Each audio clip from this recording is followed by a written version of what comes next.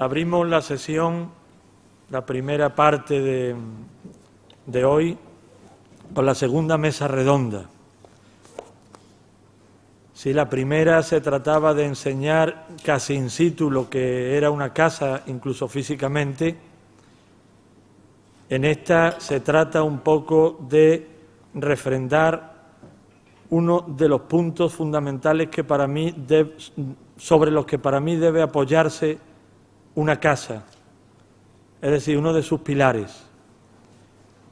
Creo que cuando vayamos hablando a nadie le sorprenderá un poco la dinámica del tema, porque ya en las sesiones anteriores se ha ido un poco esbozando el espíritu de la misma en este aspecto que ahora vamos a abordar.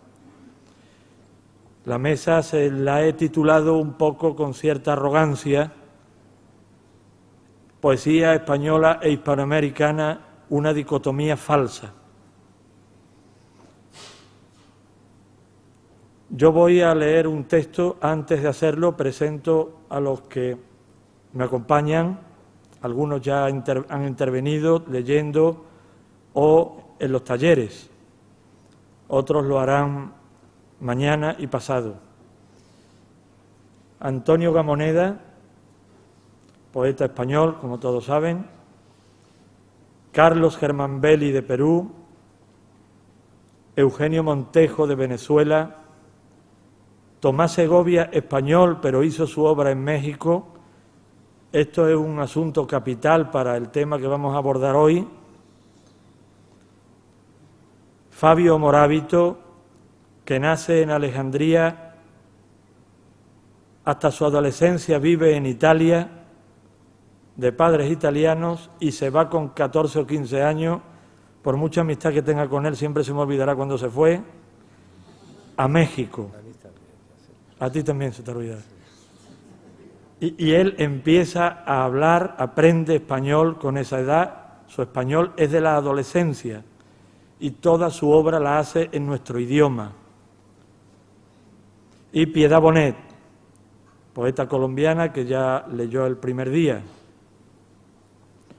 Cuando yo lea el texto, que voy a hacerlo de ya, comprenderán un poco por qué hay un poeta español y 5 que no lo son. Creo que el reparto de representativo no es aleatorio, es para romper un poco la dinámica que yo, como director del encuentro, equivocadamente o no, creo que debe hacerse. El texto que voy a leer, y que ojalá sirva de provocación enriquecedora y no de disputa vana, como suele ocurrir en el mundo literario, solo me representa a mí. Y a veces me he preguntado por qué si un director debería mojarse o no, si debería aprovechar la dirección de un encuentro para dar sus propias opiniones. Yo tiendo a pensar que no debería hacerse así. Sin embargo, creo que para defender un poco el espíritu de la casa, que procuraré representar de la manera más abierta posible y menos tendenciosa, llegué a la conclusión íntima de que debería ser honesto, que no acertado, pero sí honesto desde el primer momento, y que la manera menos dogmática a la hora de presentar una mesa y un tema relativamente delicado era expresar mi propia experiencia, no para imponerla, sino para no ocultar mi posición y para dar pie realmente a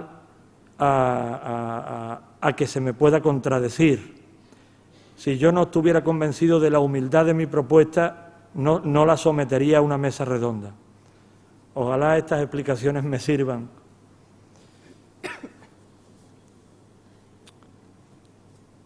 Como no soy un estudioso sistemático de nada, y sobre las múltiples vertientes del tema, por fortuna, ya los tenemos muy competentes a ambos lados del Atlántico, prefiero abordarlo desde mi experiencia de lector. Así que me ajusto a los últimos 14 o 15 años, cuando surgió en mí la necesidad creciente de conocer a poetas de mi lengua y de mi edad que no fueran de mi país. Mi insatisfacción, salvo excepciones, claro, con la poesía española de cualquier tendencia de aquellos momentos, reafirmó, si cabe, mi búsqueda de autores coetáneos del continente americano. Por entonces, al margen de Rubén Darío, César Vallejo, Pablo Neruda, Borges y Octavio Paz, los más próximos en el tiempo eran, entre otros, Gonzalo Rojas, Enrique Molina, Roberto Juarros, José Emilio Pacheco, Tomás Segovia, Carlos Germán Belli, que sólo habían editado en España libros sueltos y no siempre representativos suyos. Las colecciones Ognos y Playor atendían a la poesía hispanoamericana, pero una ya había desaparecido y otra lo hizo al poco tiempo. Ante este deficiente e interrumpido panorama, decidí fundar en 1990, y desde la inevitable modestia de Carmona, un pueblecito de nuestra provincia, Palincesto, una revista de poesía que aún dirijo, cuyo íntimo fin sigue siendo estimular mi escritura con las de América. Con el paso de los años, la revista es algo menos invisible, de modo que su tímida presencia aspira también ahora, junto a otras revistas, pocas en verdad, como Sibila, Revista Atlántica o la ya clásica Cuadernos Hispanoamericanos, a llamar la atención sobre la importancia decisiva que supone para el vigor creativo de nuestra lengua tenernos realmente en cuenta, escribamos desde donde escribamos. Para ello es imprescindible reparar, cosa que olvidamos con frecuencia, al menos en España, en que no hay una poesía hispanoamericana de un lado y española del otro, a manera de una balanza cuyo fiel se mantuviera en el centro porque sus platillos pesaran lo mismo. En realidad, cada país ha formado su propia tradición poética acorde con las lecturas que las generaciones han ido haciendo unas de otras, tomando siempre de referencias inmediatas a poetas del mismo país, aunque a la larga necesariamente las influencias lleguen de lejos e incluso de otros idiomas. La figura que a mi juicio convendría a esta situación, después de 500 años de compartir una misma lengua, podría ser una estrella de tantas puntas como países la hablan. Lógicamente, una de estas puntas, nada más que una, representaría a España. Solo con una idea coherente de las relaciones internas entre movimientos y soledades de cada tradición, lograremos que, al hablar de generaciones, las fronteras no sean geográficas, sino estéticas. Esto daría un estado de intercambio natural y continuo que no se da hoy, pues muchas veces desconocemos a los poetas que escriben junto al que estamos leyendo y a los que empezaron a escribir antes que él y entre los cuales el poeta construye su mundo. No estoy proponiendo un listado de enciclopedia, sino el esfuerzo concreto y suficiente para entendernos mejor.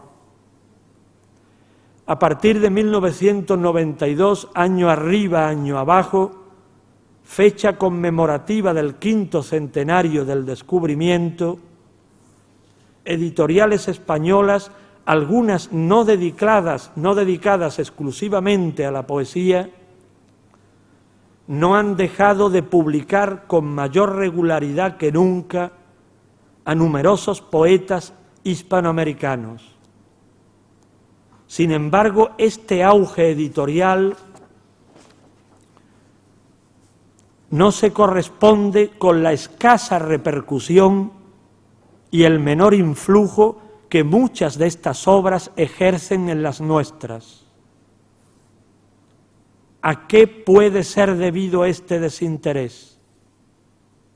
En parte, creo, a la falta de criterio de las editoriales, que sacan a poetas aún manifiestamente inmaduros y dejan a un lado o editan tarde a los considerados maestros en sus respectivos países, influyan o no en un momento dado.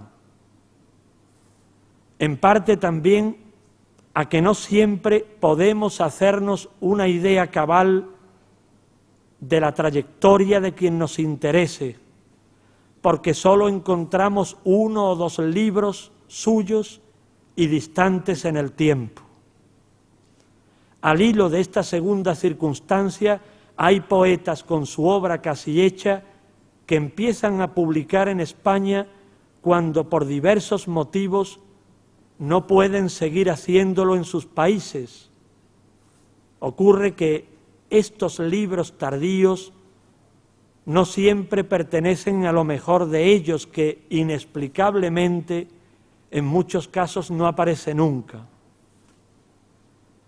Pero sería injusto e ingrato que cargara la culpa de dicho desinterés a las precipitaciones y lagunas editoriales, errores propios, si cabe, de la abundancia y variedad de la oferta.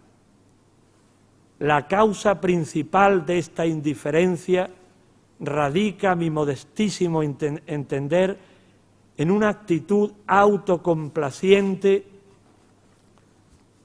de la poesía española actual. Actitud, naturalmente yo como poeta me incluyo ahí, actitud que impide ser más rigurosa consigo misma, a la vez que rebaja el grado de exigencia lectora de sus autores, que parecen conformarse o conformarnos con leernos unos a otros. Esto no solo lo noto en los libros que leo, sino en las escasas y pobres alusiones públicas a poetas recientes o no tanto de Hispanoamérica, en el trato marginal, cuando lo hay, que casi todas las revistas de ahora dan a estos, e incluso en charlas informales pero significativas con amigos o conocidos. Tal vez por debajo de este clima indolente esté surgiendo una sincera necesidad de entender y considerar como nuestra a la poesía, o mejor, las poesías de Hispanoamérica. Sevilla, como antaño, tendría que tender un puente de ida y vuelta con América, pero esta vez a través de la expresión humana más honda y gratuita, la poética. Bueno, yo ojalá haya sido suficientemente provocador para que no nos estemos dando la razón continuamente. Yo plantearía el primer asunto, que es si realmente los poetas de Hispanoamérica que estáis aquí en la mesa os sentís mirados así en bloque, de manera indistinta. Es decir, como no cualquiera, y nos vamos interrumpiendo, ¿no? Que no sean monólogos sucesivos. Yo creo que a ver si lo conseguimos. Es decir, que si nosotros miramos a América, primero, si miramos a América como bloque, y siempre nos estamos refiriendo como bloque, como una unidad que no es tal a mi juicio, a su vez los poetas que estáis aquí ¿Sentís que realmente se os mira así?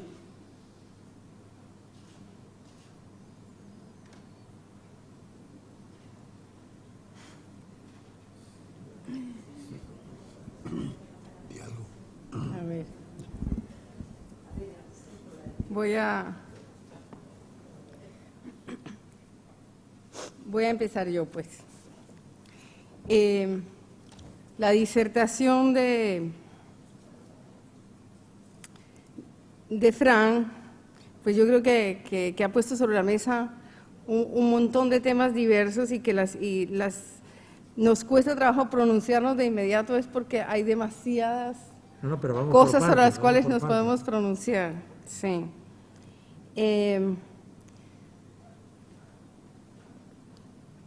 En vez de contestar directamente eso que tú estás diciendo, que a mí me resulta muy difícil saber si nos miran como en bloque.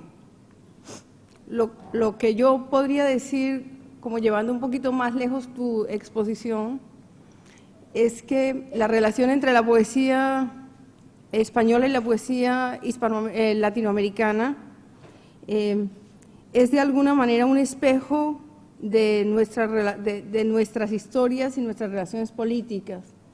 Y me parece que en ese sentido las omisiones, los desconocimientos, las miradas injustas no son en ningún momento una cosa circunstancial, no son inocentes. O sea, detrás de todo eso hay una serie de explicaciones. No me voy a referir a los tiempos en que estos intercambios eran suficientemente vivos y suficientemente fuertes y suficientemente hondos. Todo lo que rodeó la generación del 98 y la generación del 27, que hablaba de alianzas muy profundas y de alguna manera también de agradecimientos muy profundos, porque la generación del 98 tenía una deuda con Darío y la generación del 27 vio, digamos, unas respuestas en América Latina muy decididas y adhesiones muy importantes en el momento de la guerra a través de obras poéticas sumamente significativas. Eugenio Montejo me hablaba ayer también de una cosa muy importante y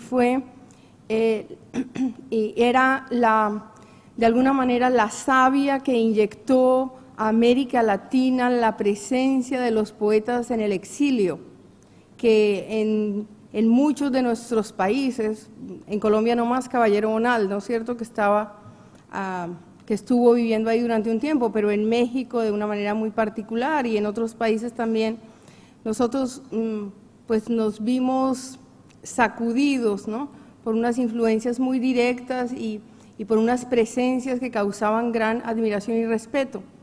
Después de eso, de ese momento, yo creo que lo que vino fue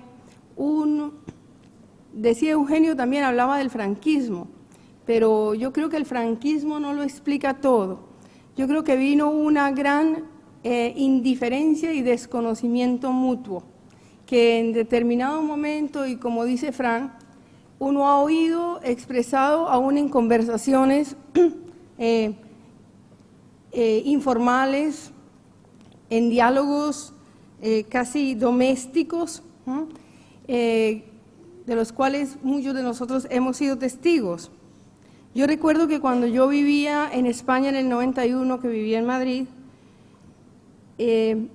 hablando con un profesor de literatura español, le dije que qué había leído de poesía hispanoamericana.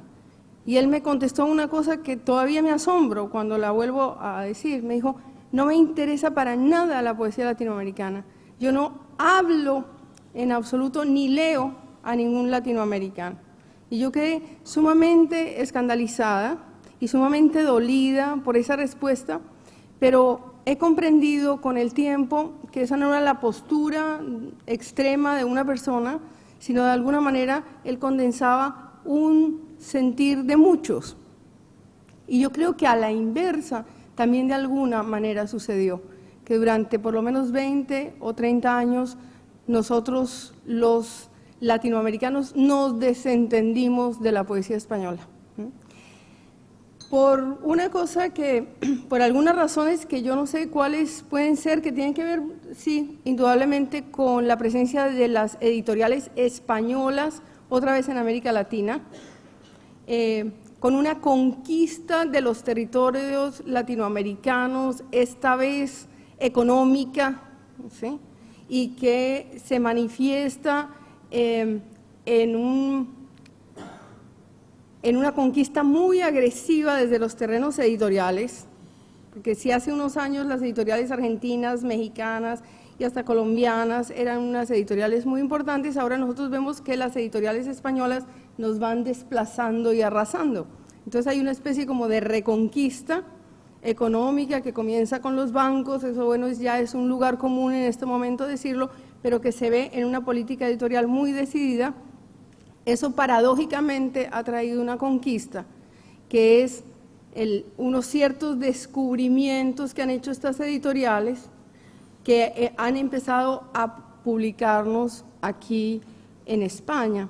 Y la otra cosa muy importante que ha sucedido en América Latina es no la proliferación, no podríamos hablar de esa palabra, pero sí una cierta abundancia de encuentros poéticos, de encuentros entre poetas que antes me parece que no eran tan frecuentes. Entonces los poetas españoles viajan a nuestras tierras. En Colombia, por ejemplo, el año pasado el encuentro estuvo dedicado a España, el Festival de Poesía de Bogotá. Los poetas españoles pudieron hacer intercambios de libros y bueno, de charlas con los escritores latinoamericanos, y empieza, digamos, también una circulación importantísima y silenciosa de libros, que yo creo que es muy fructífera, a pesar de que es muy a largo plazo, etcétera. Yo creo que un libro de un escritor contemporáneo español en manos de un profesor de literatura de una universidad latinoamericana puede producir a la larga cambios sustanciales en el conocimiento de la poesía española y viceversa, ¿sí? Y entonces quiero terminar esta exposición que quiere tener un hilo, pero que resulta a la postre incompleta y un poquito desordenada, pero para dejar hablar a los otros, es que yo me alegro mucho que en un momento en que a los latinoamericanos se nos están cerrando las fronteras españolas de una manera a veces muy agresiva y muy dolorosa, la poesía se haya encargado de abrir unas puertas. Si la poesía siempre busca oxígeno, siempre busca penetración y comunicación, entonces a medida que nosotros vemos cada vez más dificultades para llegar aquí, para entrar y a veces para ser bienvenidos, la poesía logra abrir unas compuertas, introducirse, ¿sí?, y rescatar ese diálogo que pareciera perdido en otras esferas. Pero yo retomando un poco, Piedad, y me gustaría darle pie a Tomás para que sigamos un poco con este asunto. Es decir, primero, si más o menos estamos de acuerdo en que ¿por qué se sigue dividiendo el asunto? Es decir, ¿por qué hay una balanza todavía que parece pesar lo mismo? Porque dividimos siempre España e Hispanoamérica en dos lados, España por uno, Hispanoamérica en otro, sin distinguir que hay poesía argentina, chilena, venezolana. ¿Hay surrepticios hábitos de poder ahí interesados para mantener esa distinción, o responde solamente a comodidad crítica para englobar mejor todo el fenómeno de la lengua? Tú que te coges los dos lados, Tomás, ¿cómo ves eso? Yo qué sé, yo no sé si hay intereses, debe haberlos, no sé, pero deben ser intereses ocultos, ¿no? Ahora, lo de que es verdad lo que dices de que son diferentes países, los países latinoamericanos, hispanoamericanos. Bueno, porque conviene subrayar la palabra, porque Fran ha hablado todo el tiempo de hispanoamericano. Piedad dijo primero latinoamericano y luego se corrigió y ya dijo hispanoamericano. No es lo mismo, claro. Aparte de que el latinoamericano, como supongo que saben, es un término que inventaron los franceses para tratar de justamente de romper la unidad de España e Hispanoamérica, diciendo nosotros también tenían un par de colonias miserables, pero querían participar. Estamos hablando en realidad de literatura hispanoamericana, incluso excluyendo un poco arbitrariamente, por cuestiones de lengua nada más, a la brasileña, que podríamos decir también iberoamericana, pero bueno, no hay ningún inconveniente en decir, bueno, vamos a limitarnos por ahora a la lengua española. Bueno, yo creo que todo lo que dijo Piedad es verdad, hay todos esos motivos detrás, pero de todos modos a mí me parece que hay una unidad de Hispanoamérica, sobre todo en esos niveles de la poesía. Hay muchas dificultades de comunicación, dificultades que como también más o menos diría Piedad, no dependen de los poetas, son dificultades políticas, dificultades materiales, ¿no?, de comunicación. Pero la intención, que a mí me parece de los poetas y de los escritores en general, es sentirse una unidad. A mí me parece que en Hispanoamérica hay un sentimiento de unidad más grande que en España.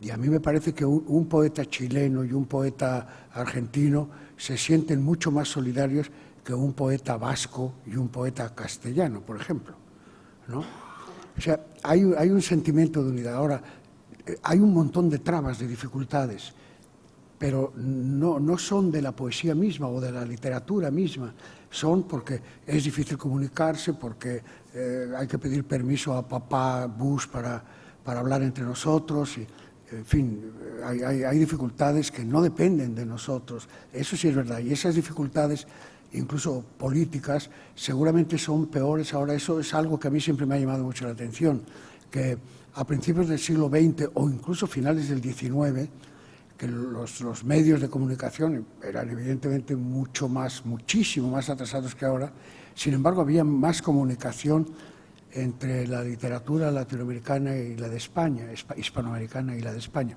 Había más comunicación porque yo supongo que era porque había más voluntad política, porque yo no creo que los escritores mismos fueran entonces más abiertos, más curiosos que ahora, ¿no? Quizá lo eran, seguramente también lo eran un poco más, pero esa diferencia yo creo que se debía sobre todo a que no había trabas políticas, ¿no? A veces, por ejemplo, el fomento de la cultura tiene sus inconvenientes. Muchas veces, cuando los gobiernos fomentan la cultura propia y sin darse cuenta están ninguneando a las otras culturas, ¿no? A veces puede pasar eso también, yo no sé, pero la cuestión es que a mí siempre me ha llamado mucho la atención. Suelo contar una anécdota que me parece significativa, que es que a principios del siglo XX, cuando Juan Ramón Jiménez era un joven poeta, 20 y tantos años, que había publicado 2 o 3 libros, publicó desde muy joven y muchos, pero en fin, había publicado pocos libros.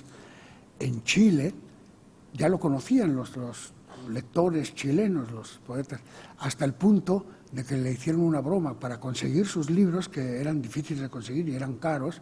Inventaron un personaje, Georgina Hübner, muy bien inventado, porque parece realmente chilena, Georgina Hübner, ¿no?, que le escribía cartas a Juan Ramón diciéndole que lo admiraba y que era una joven chilena, y Juan Ramón se entusiasmó, le mandaba todos sus libros, hasta que llegó a decir, ya tomo el barco y voy a conocerte, porque tenemos que...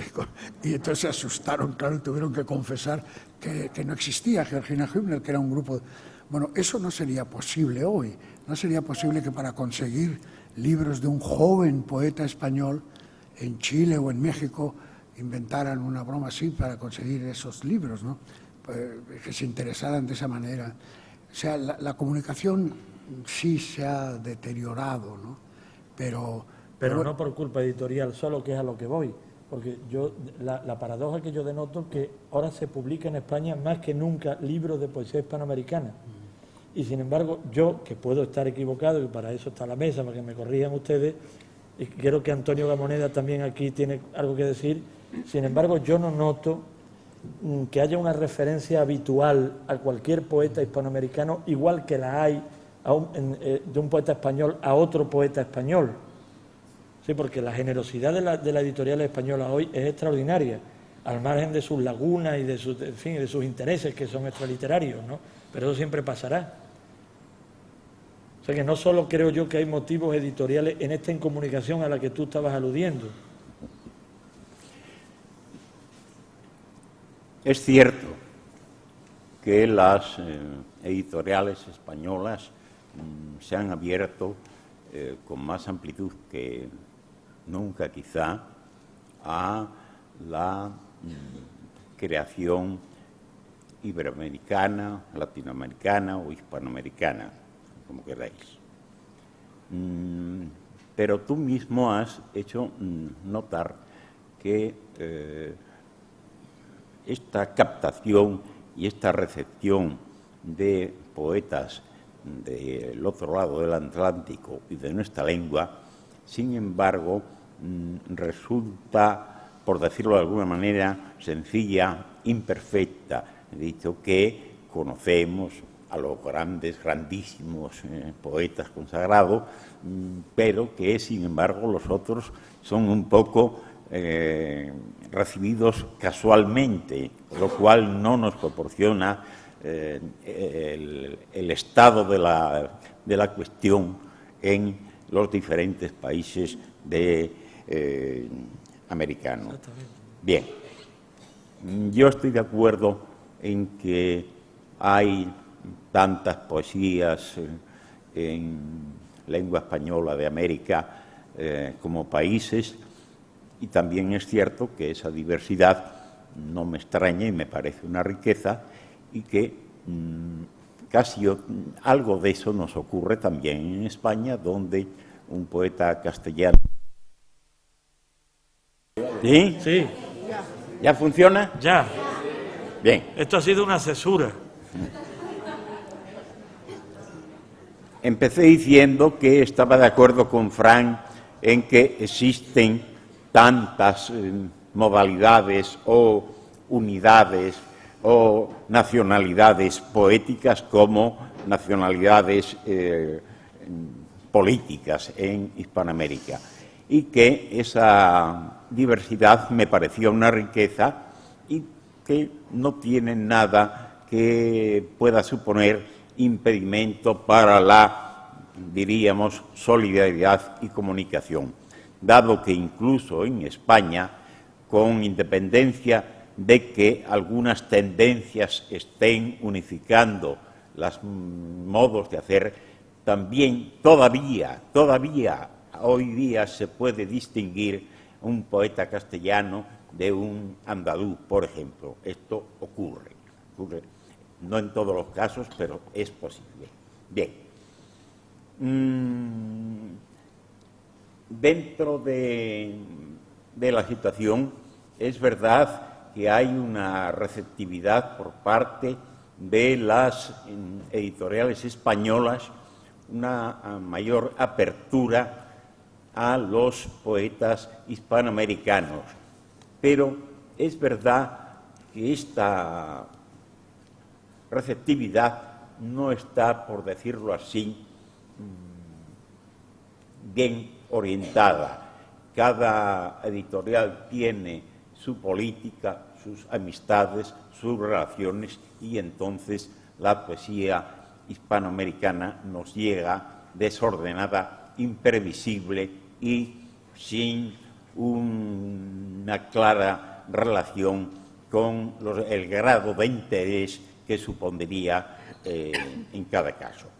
Es decir, conocemos a los grandísimos poetas, pero luego los otros son un poco casualmente porque los conocemos y otros no los conocemos también por casualidad. Claro, todo eso tiene una dificultad muy seria,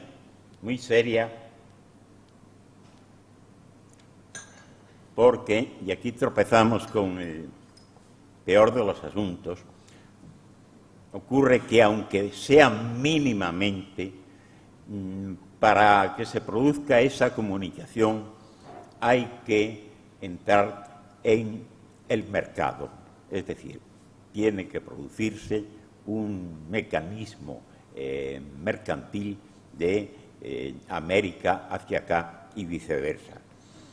Tú has dicho una cosa que a mí me ha encendido una lucecita.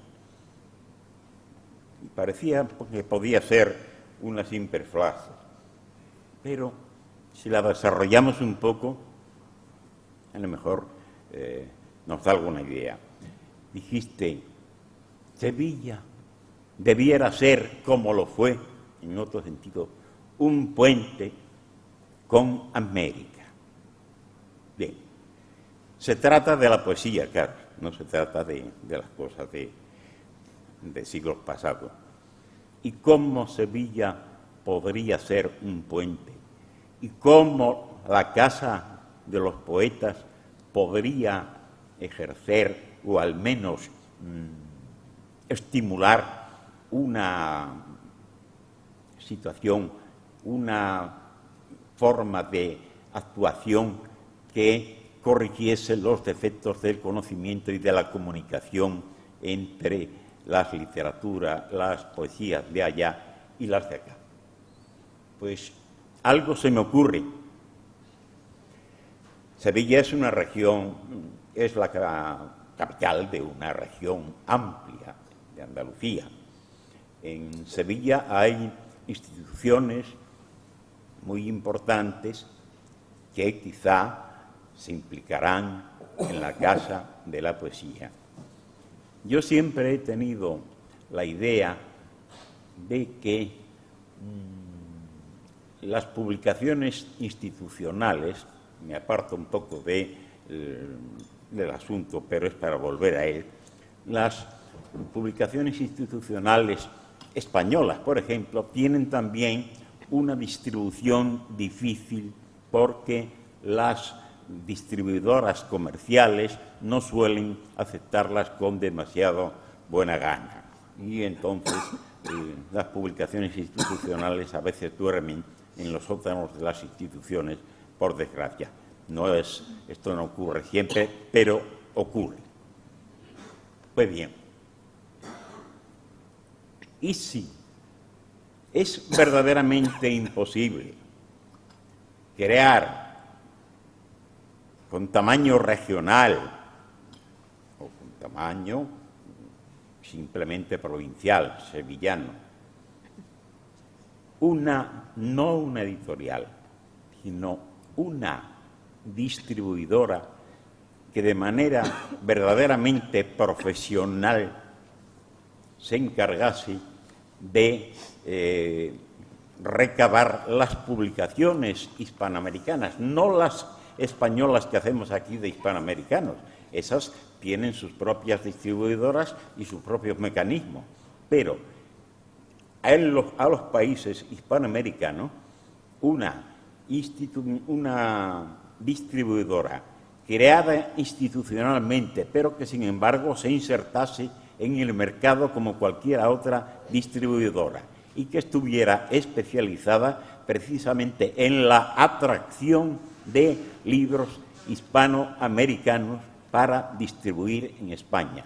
Nosotros no podemos solucionar, ni desde Sevilla ni desde España entera, el problema que puedan tener los países iberoamericanos entre sí. Pero, por lo que concierne a la relación de España con esos países iberoamericanos a propósito de la poesía, pienso que no es imposible la creación de un mecanismo distribuidor concebido en términos profesionales, capaz de insertarse en el mercado y, por tanto, de llevar a las librerías aquellos libros que, por decirlo de alguna manera y con los consejos pertinentes y oportunos de América, llegasen a España. Es nada más el apunte simplicísimo e imperfecto de una idea, pero insisto en estas palabras, creación con origen de acuerdos institucionales, de instituciones que se reúnen para crear una distribuidora de poesía iberoamericana en España. Pero a mí, Antonio, yo comparto ese problema editorial que desde una casa del poeta habría que ir solucionando con acuerdos pertinentes con las instituciones adecuadas, pero yo me temo que el problema es más de fondo, porque si yo no estoy equivocado, se está editando más que nunca en España libros de poesía hispanoamericana por distintas editoriales y de distintas generaciones, y su repercusión real, su flujo, intercambio con los poetas de aquí, no da frutos inmediatos. Bueno, no tiene por qué dar frutos inmediatos, pero da la impresión, como tú has dicho antes, que todavía se percibe eso como algo exótico, es decir, ha salido un libro o 10 de poesía hispanoamericana, se reseña, se ojea en todo caso, se compra todavía más difícil, pero nosotros seguimos con nuestra dinámica refiriéndonos a los poetas que más conozco, que pueden ser o no amigos míos, y que por tradición sí, la crítica sigue nombrando. Yo noto ahí como una pereza a salir de ciertos engranajes y a no ensanchar la dimensión de tradición. Bueno, ¿Puedo tiene... decir algo? No. Añadir nada más un detalle.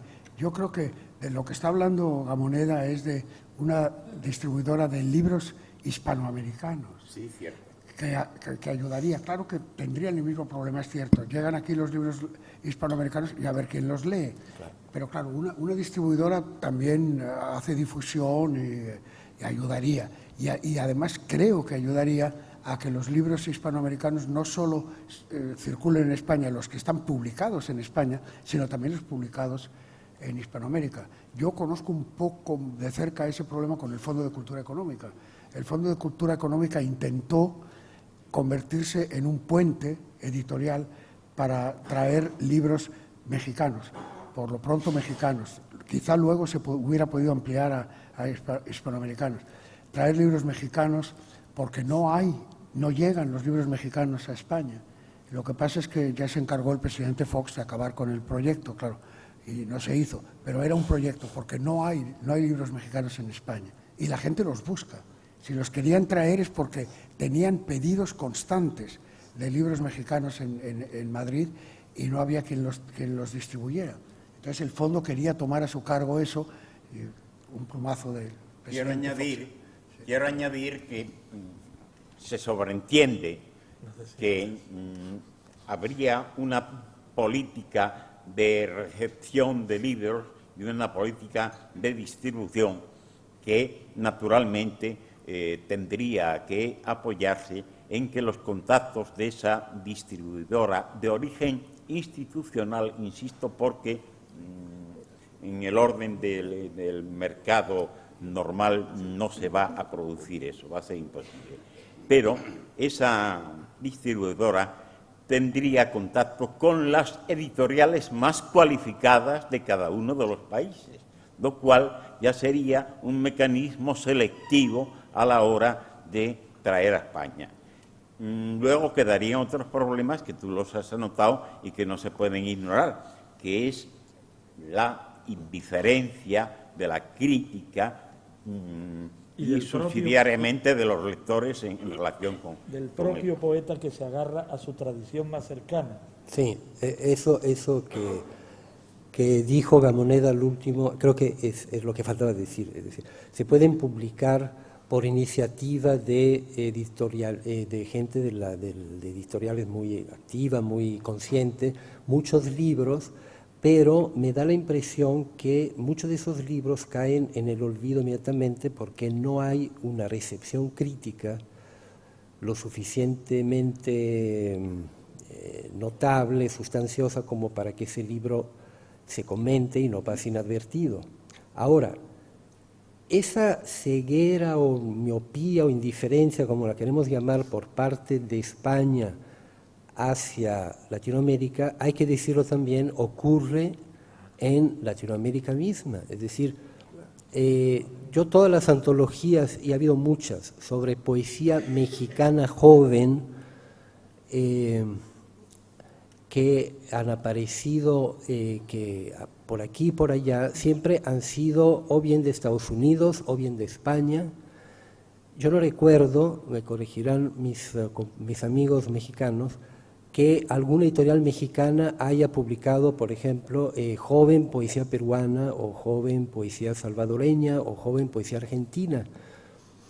Yo solo conozco un caso de interés continental en esa revista que me parece un caso muy excepcional en todos los sentidos, el Diario de Poesía de Argentina, que tiene entre otras peculiaridades el hecho de que puede vender 5.000 ejemplares al mes de una revista que solo se dedica a la poesía, se vende en los kioscos de periódicos como una revista más, y desde hace creo que más de 20 años consigue con la pura venta de un objeto totalmente poético sostenerse.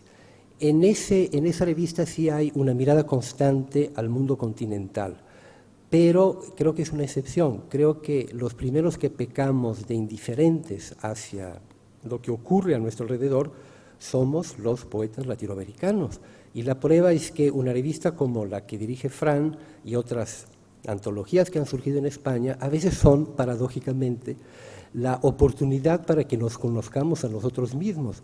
Yo, por ejemplo, una antología que hizo Ramón Cote en Visor hace 15 años, creo, que se llama, porque todavía circula, 10 de Ultramar, me descubrió poetas de América Latina que yo desconocía.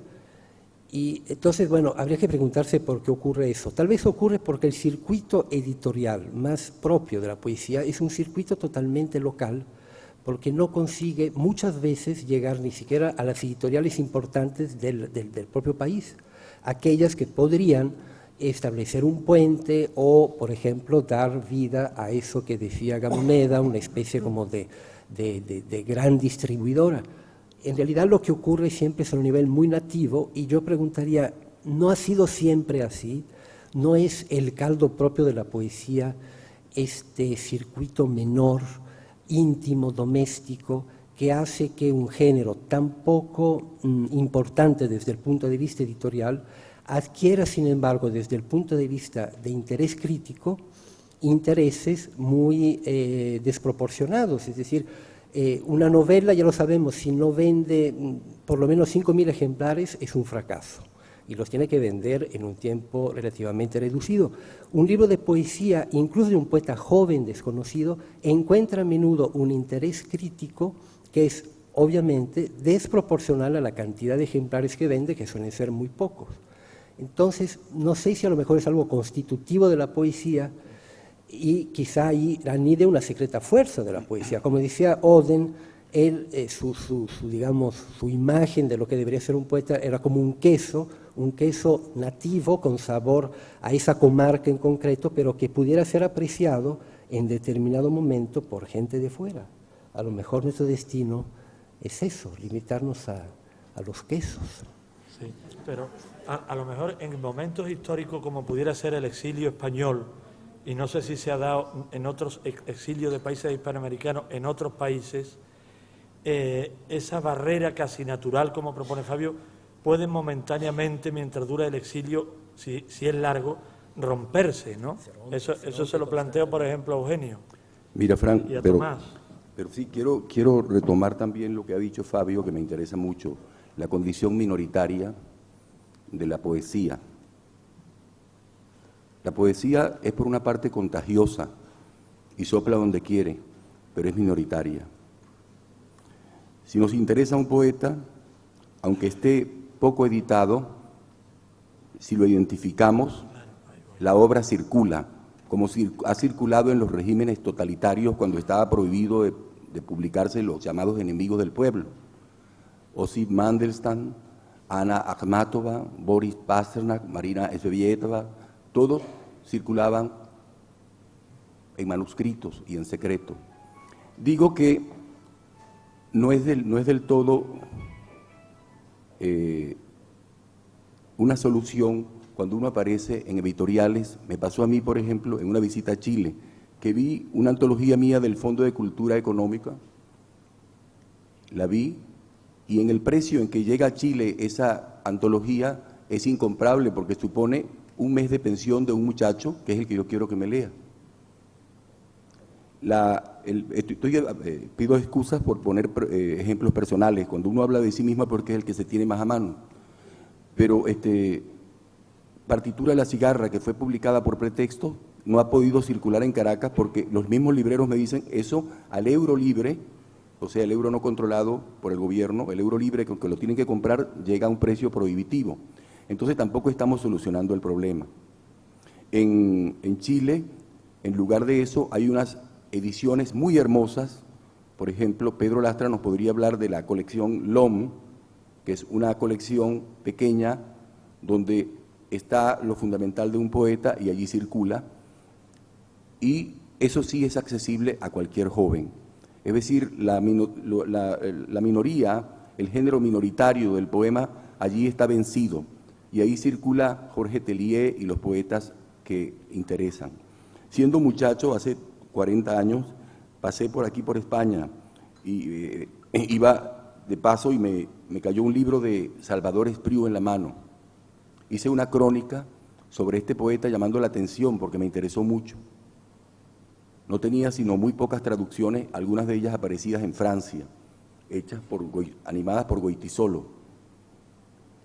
Y bueno, esto me valió una carta de Salvador Espriu, que después se dio a conocer, y en mi mismo país lo conocieron después a través de esa crónica. Es decir, son estos como, digamos, estas vías complementarias secretas por donde la poesía siempre ha circulado y que nosotros no debemos románticamente resignarnos a ella. Es verdad que hoy en día hay otros canales, estamos ante el Internet, etcétera, pero también tenemos que tenerlas presentes, porque son ellas las que nos seducen más.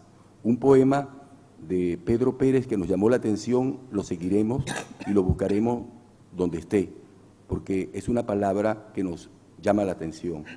Siempre he dicho que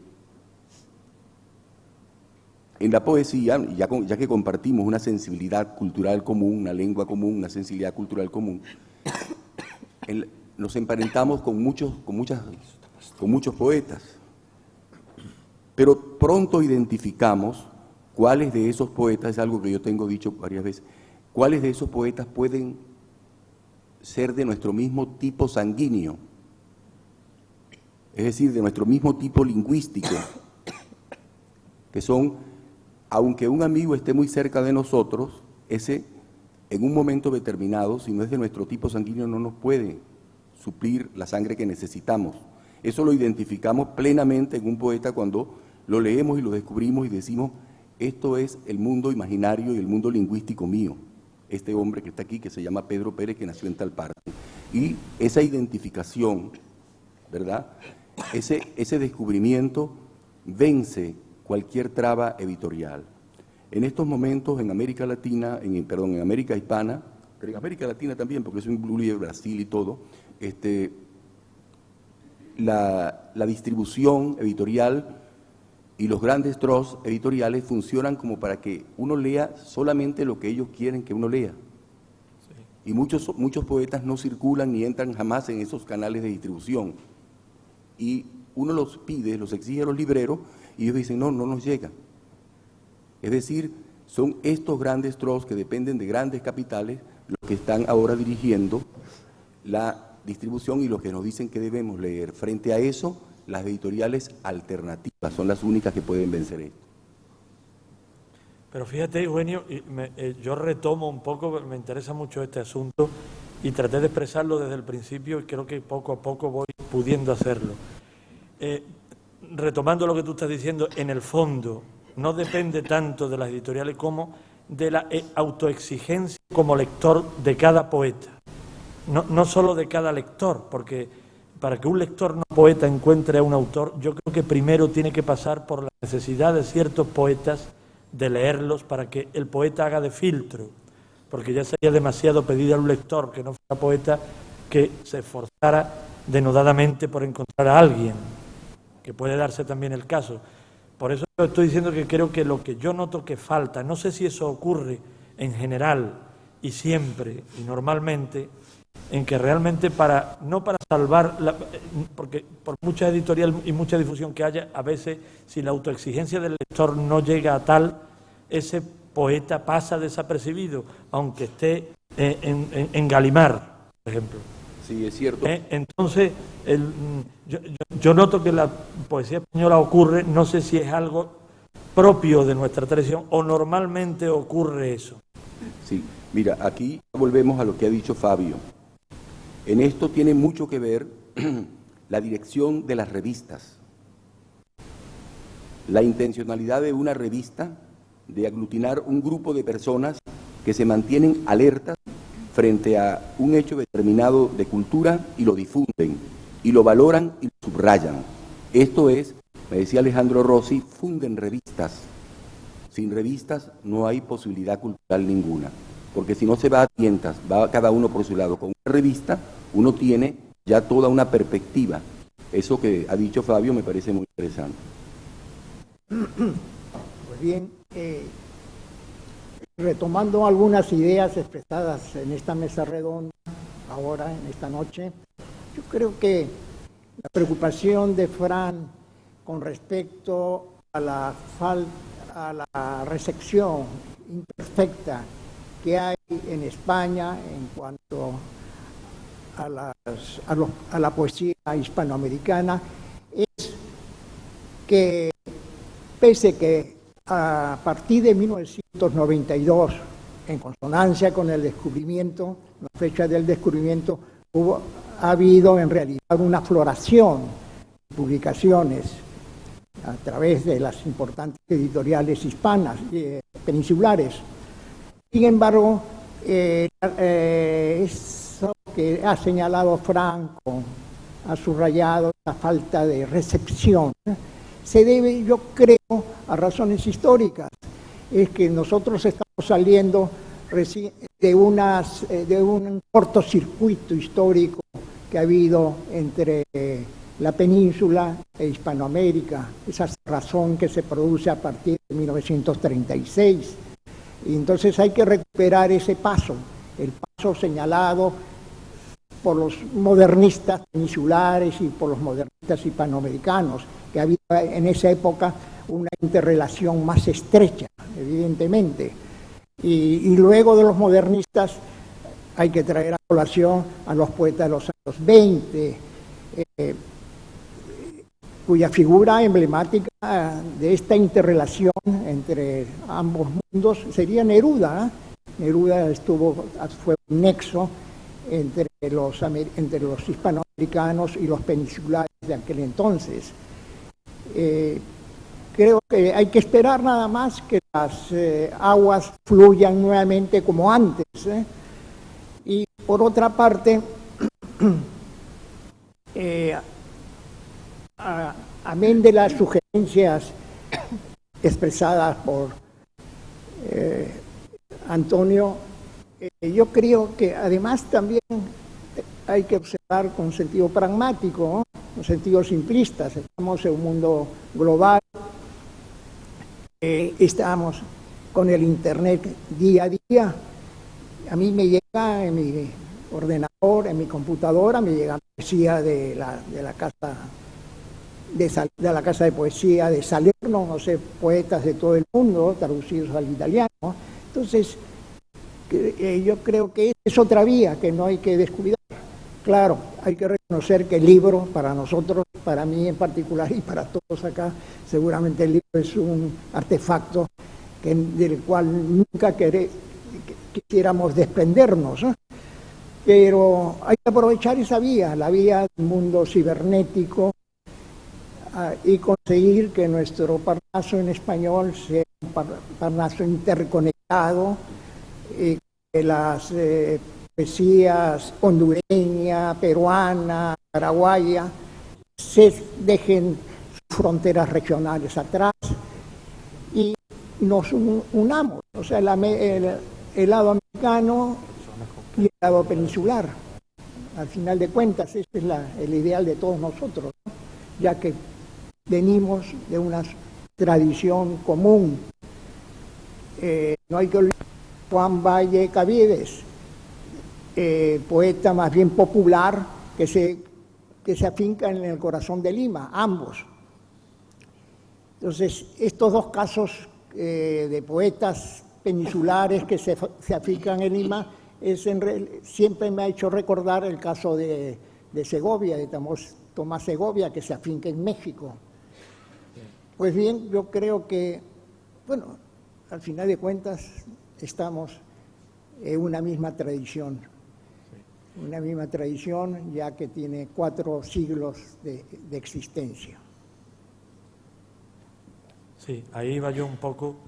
Me gustaría, antes de que cerráramos esta mesa rectangular, y a ver si además da tiempo a que alguien de ustedes, si quiere intervenir, que intervenga. Sí, no me gustaría pasar la oportunidad para que cada uno de los que estáis aquí, brevemente, aludiendo al sentido amplio de tradición que acaba de plantear Carlos Germán, ¿qué relación mantiene con la lengua? Es decir, ¿en qué medida cada uno de vosotros, a la hora de plantearos vuestra obra, ha tenido conciencia o ha tenido en cuenta a poetas que no pertenecieran a la tradición inmediata de cada país, desde donde uno escribía? Y pienso, por ejemplo, Carlos Germán Belli, que se ve que sus referencias salen fuera del Perú, o eso parece. Fabio Morábito escribe en una lengua que no es nativa, y Tomás Segovia, por ejemplo, resulta que nace aquí y hace su obra allí, aunque no cambie de lengua. Eso en cada caso, ¿de qué manera ha influido? Y en general pregunto eso, ¿en qué grado de conciencia tiene uno cuando va a plantear su obra que pertenece a una generación mucho más amplia que la crítica de cada país lo encuadra? Empiezo yo. Tú, por ejemplo. Bueno, a mí me parece... Y ahí está Antonio Gamoneda también. Sí, sí, claro. Que es español, que si vamos a borrar España ahora. Bueno, es que me miraron a mí. Yo... No. Bueno, a mí me parece efectivamente que eso de las... Claro que hay diferencias entre países, entre regiones incluso, pero a mí me parece que son un poco nimias.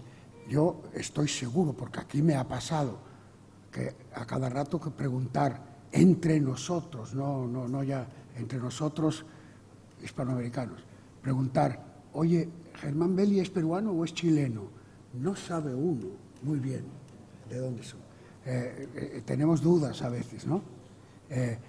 Es que me parece que no, que las diferencias sí las hay, pero es un poco artificial estar diciendo se nota que es chileno, se nota en la poesía, en la novela es otra cosa y aún ahí, ¿no? Ahora, en cambio sí me parece que se nota si es hispanoamericano o español. Y ahí, hablando de la tradición, yo creo que también hay un substrato de esto del que no hemos hablado. La primera... falsa dicotomía, como se llama esta mesa, es en la lengua misma. Me parece que las lenguas, claro, evolucionan y todo eso, pero lo que está pasando con la lengua culta, que no es ningún pecado hablar de lengua culta, no hay que ser demagogo y decir que la lengua del pueblo es necesariamente mejor. Tiene su función cada lengua, cada nivel de lengua, y en la lengua culta tiene su función. A mí me parece que la lengua culta de Latinoamérica es mucho más modélica, es más el español que la lengua culta de España, ¿no? Me refiero a la lengua culta. Sin embargo, es ahí donde empieza la falsa dicotomía. Los españoles sienten, por supuesto, que la lengua es de ellos, ¿no? Y claro, no se fijan que esa lengua de ellos es mayoritariamente francesa y norteamericana, ¿verdad? Que tiene muy poco, cada vez tiene menos de español, ¿no? Pero siguen sintiendo que esos latinoamericanos que hablan raro, por ejemplo, un pequeño detalle sobre el cual hemos protestado en el Colegio de México, donde yo estuve una temporada, hemos protestado contra eso. En el diccionario de la Academia pone mexicanismo como un localismo, no pone peninsularismo como un localismo, es un localismo, ¿no? O sea, decir vale es un localismo peninsular, pero en el diccionario de la Academia se considera que lo que se dice en España, pues eso es el español. Es lo que se dice en México, lo que es mexicanismo. Pues lo que se dice en España es hispanismo o peninsularismo, claro, ¿no? Porque además son mayoría los hablantes latinoamericanos. La dicotomía empieza ahí. Ese desprecio o desdén o falta de interés de la crítica y del lector empieza por ser un desinterés de la lengua, ¿no? Yo he visto películas mexicanas dobladas al castellano, ¿no? porque el público no las entendía en España. Sí, ahí, bueno, y es un síntoma de poder, como yo planteaba al principio. Claro. Ahora, yo creo que lo que pasa es que aquí estamos discutiendo en varios niveles a la vez y un poco confundiendo los niveles. Por un lado hay el aislamiento, si de eso se trata, ¿no?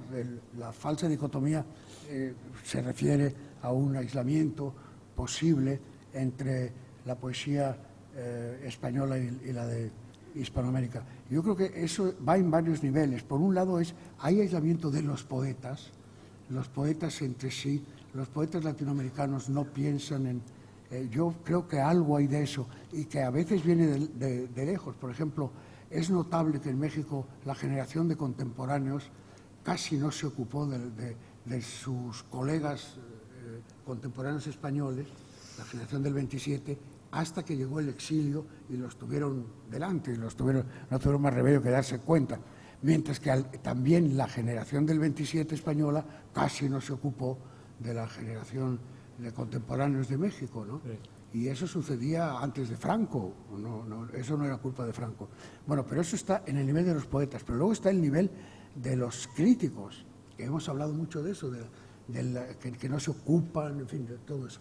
Y el nivel de los poetas críticos, y luego de los críticos y de los lectores, que no se interesan en la literatura extranjera. Y luego está el nivel de las editoriales y de los gobiernos. Sí, sí. Son problemas enfoques ligeramente diferentes. Habría que distinguir el problema del aislamiento en todos esos niveles, me parece a mí. Sí, sí, sí. Bueno, adelante, sigamos. Bueno, y tu experiencia, realmente cuando tú abordas tu obra, ¿desde dónde la escribes tú? ¿Tu referencia es la inmediata de la tradición mexicana o tiene siempre en el horizonte mayor? Es que ahí yo incluso ampliaría más, ¿no? Es que mi horizonte es toda la lengua española, pero además toda la lengua francesa, claro.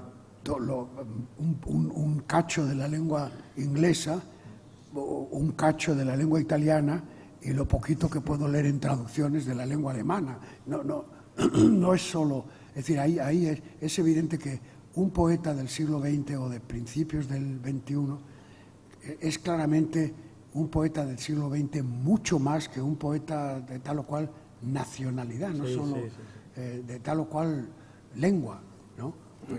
Es muy claro que se parece más un poeta francés del siglo XX a un poeta latinoamericano que un poeta francés del siglo XX a un poeta francés del siglo XVIII. Claramente, ¿no?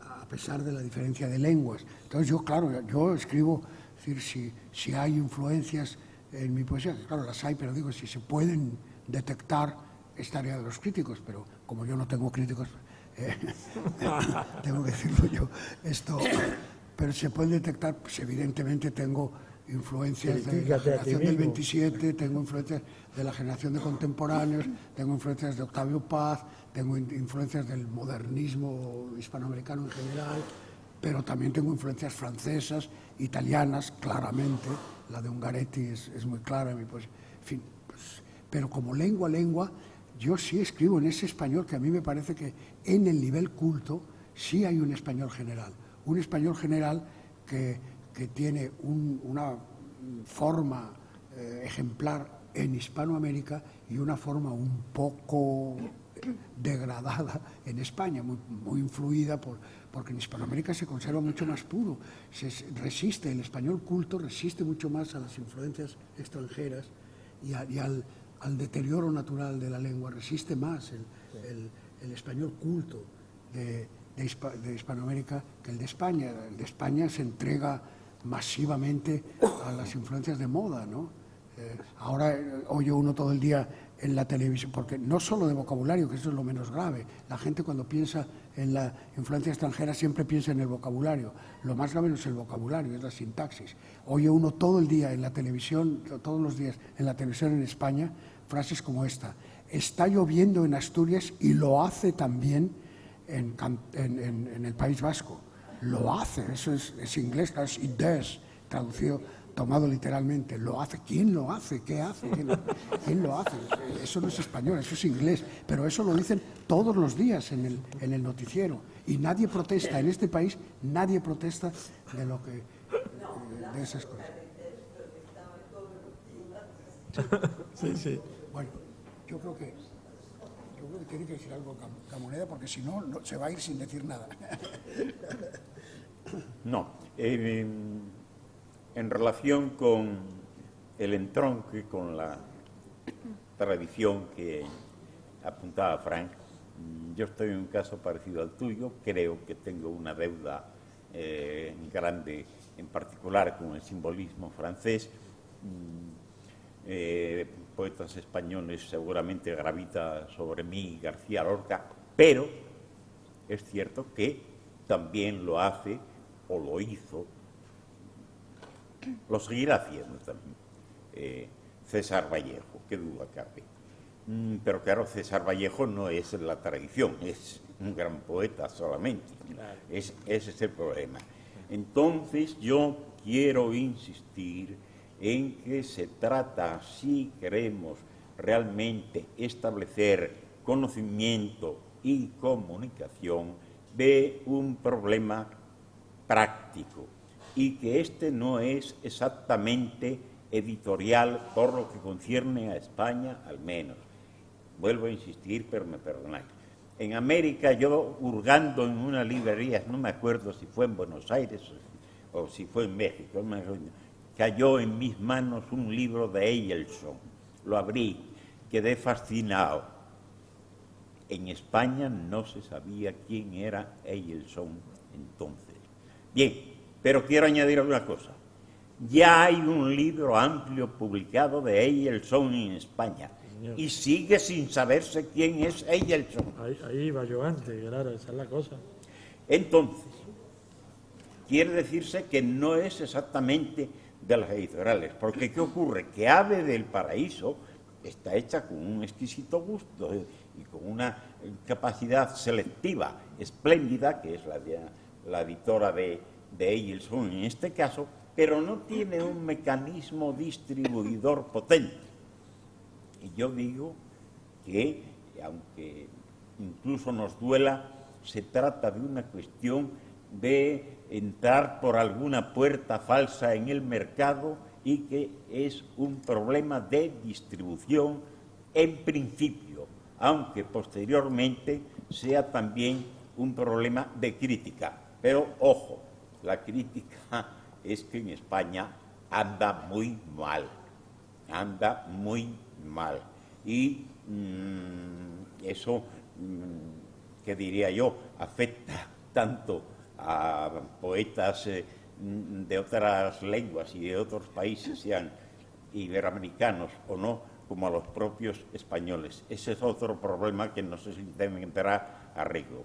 Pero yo insisto en que se trata de un problema práctico y que no es de edición en España, sino de distribución selectiva de las editoriales prestigiosas y más importantes de los países latinoamericanos. Piedad, tú querías entrar, ¿no? Sí. A ver, yo quería decir algo porque me parece que hay una contradicción que está moviéndose en esta mesa. Porque Antonio Camoneda dice que el problema es más bien práctico de distribución, pero Eugenio Montejo señalaba muy bien que cuando, es decir, el interés proviene de los poetas, de la crítica y de los lectores, los libros circulan secretamente y va creándose un interés que cada día es necesariamente mayor. Entonces, yo vuelvo a plantear el problema en otros términos, y es en términos políticos, en el sentido más hondo y más significativo de esta palabra. Yo pienso que es otra vez la noción de centro y periferia, que es ahí donde hay una cuestión que es cultural, que es de las mentalidades. Porque si está publicado Eielson, que para los latinoamericanos es un escritor grandísimo, ¿sí? Sin embargo, no muy conocido por el problema de la distribución dentro de los países latinoamericanos. La circulación del libro es muy imperfecta, pero si está aquí, está bien publicado, como estamos muchos en Hiperión, en Visor, ahora un poco en Editorial Renacimiento, pero se sigue sin leernos, yo me atrevo a pensar que es necesariamente otra vez desinterés. Y yo creo que lo que hacen cosas como la Casa de los Poetas de Sevilla, con la que todos estamos soñando ahora, es tratar, lo que debe hacer es tratar de romper esos mecanismos perversos, ¿sí? Y que una vez que aquí, por ejemplo, todos nosotros hemos leído en esta temporada, ya tenemos seguramente unos cuantos lectores posibles, y entonces comienza una cadena, una circulación, ¿sí? Y con el tiempo, pues necesariamente se permea, por lo menos un tanto. Ahora, estoy de acuerdo, mientras los críticos no se ocupen de la poesía latinoamericana con suficiente profundidad y suficiente interés, pues esa circulación tiene un límite, porque ellos tienen el poder, a través de las revistas y a través de los diarios, ¿sí?, de multiplicar el efecto de... Yo estoy completamente de acuerdo. ¿Sí? A mí me gustaría ya, porque me parece que no nos va a dar tiempo a intervenir, dar paso a ustedes para que opinen o pregunten, pero por lo menos rematamos con el trato de la lengua, como yo planteé antes, que cada uno tiene, ¿no?, desde ese horizonte. ¿Podrías tú seguir, Fabio, con eso? Bueno, rápidamente, yo quisiera decir, me pasó algo, sé que mi caso es un poco anómalo porque escribo en una lengua que no es mi lengua nativa, y no es cierto que nunca he escrito en mi lengua materna. Hace años, hallándome en Roma, después de 6 o 7 meses de estar en contacto de una manera asidua con el italiano, me dio por escribir, así, para ver qué pasaba, unos poemas en mi propia lengua. Y una lengua, debo decir, que siempre me he sentido sustancialmente dueño de ella. Y fue muy curioso porque, por un lado, esos poemas, desde el punto de vista de la prosodia, del sonido, del nivel propiamente versificador, me salieron con mucha facilidad. Yo diría que incluso, quizá, con más facilidad que como me sale en español. Pero no podía yo literalmente verlos, no podía literalmente juzgarlos, es decir, no me los podía tomar en serio. No obstante que lo que yo decía en ellos no era sustancialmente diferente de lo que yo había dicho en otros poemas míos en español. Entonces pensé que lo que me faltaba, el elemento que faltaba para ver, para tomarme en serio esos poemas, era el hecho de que me faltaba la generación, me faltaba una generación concreta a mi alrededor, ante la cual y dentro de la cual confrontarme. Es decir, que uno no creo que solamente escribe dentro del marco de un idioma, y dentro de ese marco, dentro de, como puede ser el español, de un marco aún más restringido si uno vive en México o en Colombia, etc.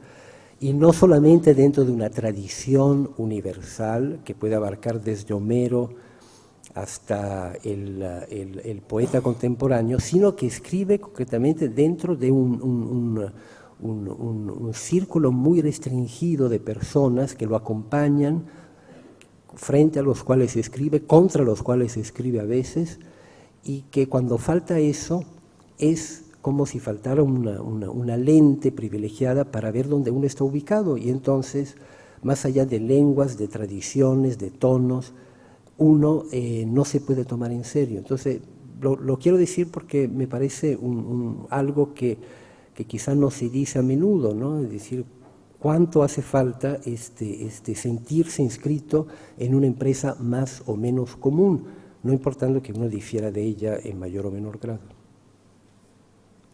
Bueno, yo creo que terminamos la mesa con Eugenio y Carlos Germán. Muy bien. En esta misma cosa. Cuando me han hecho esta pregunta siempre he respondido que me he movido dentro de la tradición de mi lengua, es decir, porque he tratado de tanto como he podido de remontar el río de nuestra tradición, identificando lo que me es más afín. Dentro de esa tradición, naturalmente, veo la relectura latinoamericana o hispanoamericana de ciertos poetas, por ejemplo, cómo influye en Vallejo Quevedo, cómo el mismo Quevedo está presente en cierta prosa de Borges, cómo Borges se detiene en Quevedo 5 años, todas estas cosas, trato de ver lo que me es más afín. Diría que en mi formación poética eso ha sido pues lo más importante. Algo que subrayé alguna vez es la poesía brasileña, sobre todo la poesía brasileña de 1900, la generación del 22. Creo que es una generación que resiste absolutamente la comparación con la generación del 27 y que convendría leerlos en paralelo. Hablo de Murilo Méndez, Drummond de Andrade, son montañas, grandes poetas. Los ignoraron, el sentido, como he dicho, piedad, periféricos, los ignoró, pero son personas que en entonación me dieron mucho. No puedo decir escuelas, sino nombres, determinados mundos creadores. Cuando conocí a Jules Supervielle, el poeta uruguayo-francés, me descubrió un mundo. Lo mismo diría del rumano Lucian Blaga, del sueco Gunnar Ekelöf o del Vladimir Holland. Ese sería el mundo, pero es como digo, serían personas que, tanto como veo, tendrían una sangre lingüística afín a lo que yo quisiera tener. Por allí me muevo. No quiero terminar esto sin decir un puntito, y es que Piedad, muy finamente, claro, esto nos habría llevado la mesa hacia otro lado, al tema del exilio, a la aportación del exilio en América Latina, que fue vastísima y del cual se nutrieron las generaciones precedentes a la mía y hasta la mía. En el caso concreto de Venezuela, fueron muchos los nombres, ahora se ha hecho una gran exposición reconociendo todo lo que ha sido el legado en Venezuela solamente, no digamos en México, en Argentina, etc. Pero ya que estoy en Sevilla, hubo un poeta llamado Antonio Aparicio. Tengo entendido que su segundo apellido, lo viene a saber cuando murió, era Antonio Aparicio Herralde. Había publicado 2 o 3 libros de poemas en un tono un poco lorquiano. En Caracas no publicó poesía, salvo creo que un cuaderno que yo no he llegado a ver. Publicó, en cambio, muchas crónicas. Era un viajero, iba y venía, y era un hombre de una prosa extraordinaria que tuvo una gran influencia en la generación, yo pertenezco a la generación del 58, en nosotros, porque nos dio un sentido del estilo y de la pulcritud estilística extraordinario, Antonio Aparicio. Pues bien, una amiga de mi misma generación, llamada Elisa Lerner, fue delegada como agente cultural, como agregada cultural en Madrid, donde vivió unos 6 años. Y fue una gran sorpresa para Elisa ver allí, cuando se hizo la recapitulación de la defensa de Madrid, encontrar al teniente Antonio Aparicio, que había hecho lo suyo y que en Caracas nunca dijo nada de eso.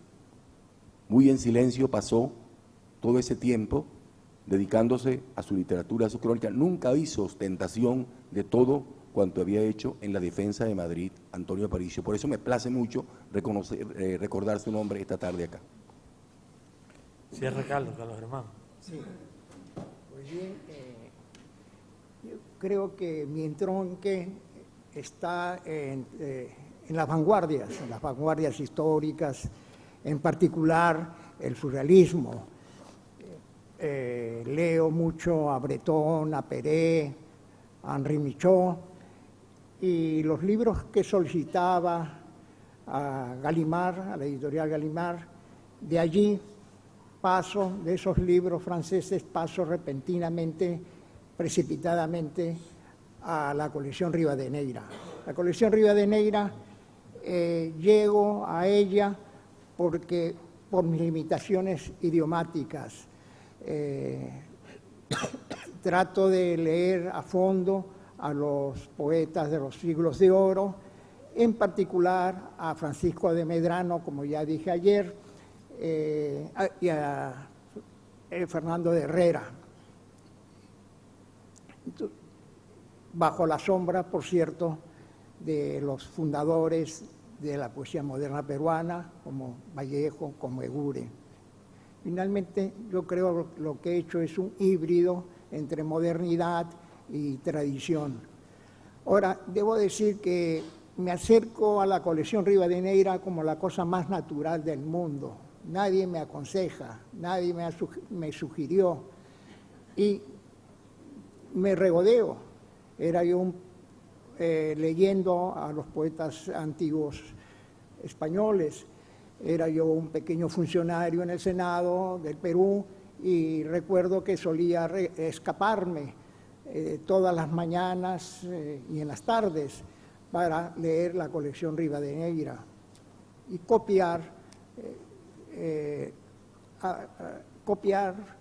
los poemas de Medrano y de Herrera. Pues bien, eso es lo que podría decir. Bueno, pues entonces yo creo que ya nos acercamos a las 8, descansamos un poco y nos metemos con la lectura de Antonio del Toro y María Victoria Tencia. Gracias.